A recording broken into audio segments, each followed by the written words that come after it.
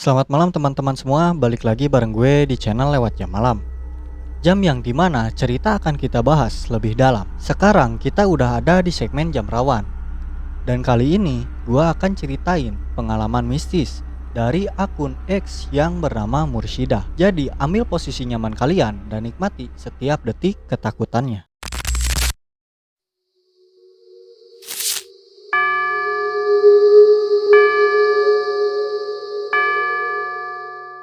Oke bre, sebelum masuk ke intinya, gue mau kasih gambaran dulu.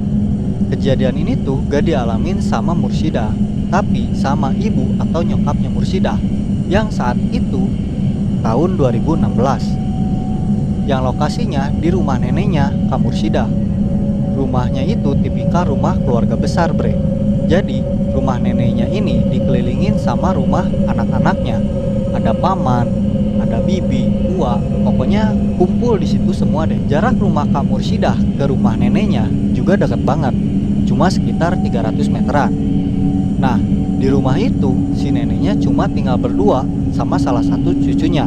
Kita panggil aja namanya Bunga. Cerita ini dimulai pas suatu pagi yang tenang, yang seharusnya jadi pagi biasa buat nyokapnya Mursyidah. Jadi waktu itu sekitar jam 10 pagi, nyokapnya Mursyidah lagi duduk-duduk santai di rumah saudaranya yang posisinya persis banget di depan rumah nenek. Jaraknya paling cuma 10 meteran lah, karena pintunya juga lagi kebuka lebar. Otomatis nyokapnya Kak Mursyidah bisa lihat langsung ke dalam rumah neneknya itu. Lagi asik nyantai, tiba-tiba pandangan nyokapnya tertuju ke arah dalam rumah. Dia lihat ada orang bre. Sosok ini baru banget selesai mandi, kelihatan dari rambutnya yang masih basah kuyup kayak habis keramas gitu. Terus dia cuma pakai handuk doang. Nah, nyokapnya Mursyidah sempat mikir, oh mungkin itu si Bunga kali ya. Secara umur emang kelihatan seumuran sama si Bunga, sekitar 16 tahunan. Tapi pas diperhatiin lagi, ada yang janggal bre. Nyokapnya Mursyidah ini hafal banget sama fisik si Bunga. Bunga itu anaknya tinggi, kurus, wajahnya lonjong, kulitnya juga putih, dan rambutnya lurus banget. Tapi sosok yang dia lihat sekarang ini beda total bre. Sosok yang keluar dari area belakang atau area kamar mandi ini badannya agak pendek, berisi atau agak montok gitu. Wajahnya bulat, kulitnya coklat gelap, dan rambutnya ikal. Bener-bener bukan Bunga lah. Tapi anehnya sosok ini jalan santai aja, kayak emang dia penghuni rumah itu. Pas sosok ini mau masuk ke kamar depan, yang dimana itu adalah kamarnya si Bunga, dia tiba-tiba berhenti tepat di depan pintu kamar.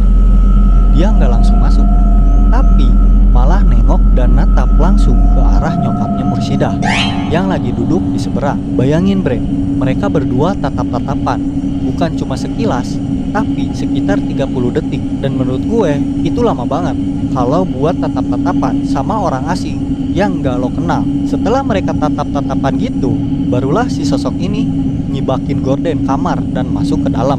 Nyokapnya Kak Mursyidah ngerasa ada yang aneh, terus langsung deh nanya ke neneknya Mursyidah yang kebetulan lagi di halaman, lagi jemur baju. Saat itu nyokapnya Kak Mursyidah nanya, Bunga ada di rumah nggak?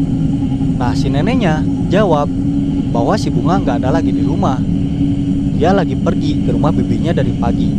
Nah si nyokapnya Mursyidah langsung bingung. Terus tadi yang habis mandi siapa mak? Dia masuk ke kamarnya Bunga, kata nyokapnya Kak Mursyidah.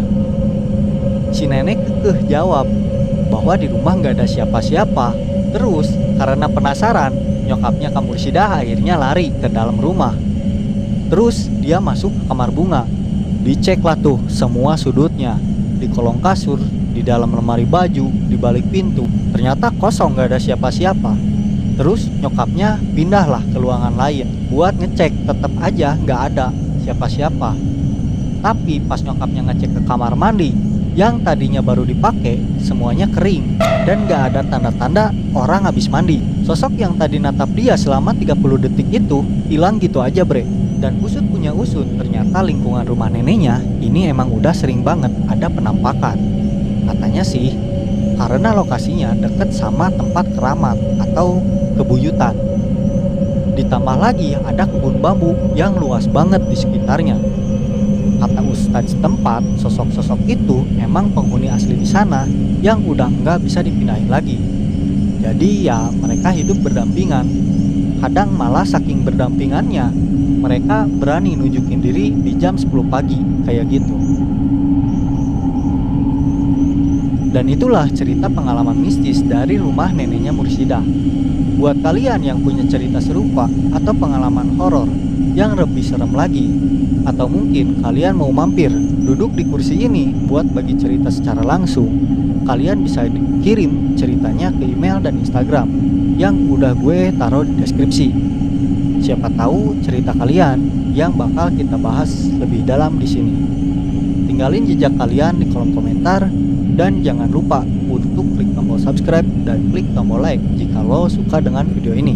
Gue pamit dan selamat beristirahat, sampai jumpa di video selanjutnya.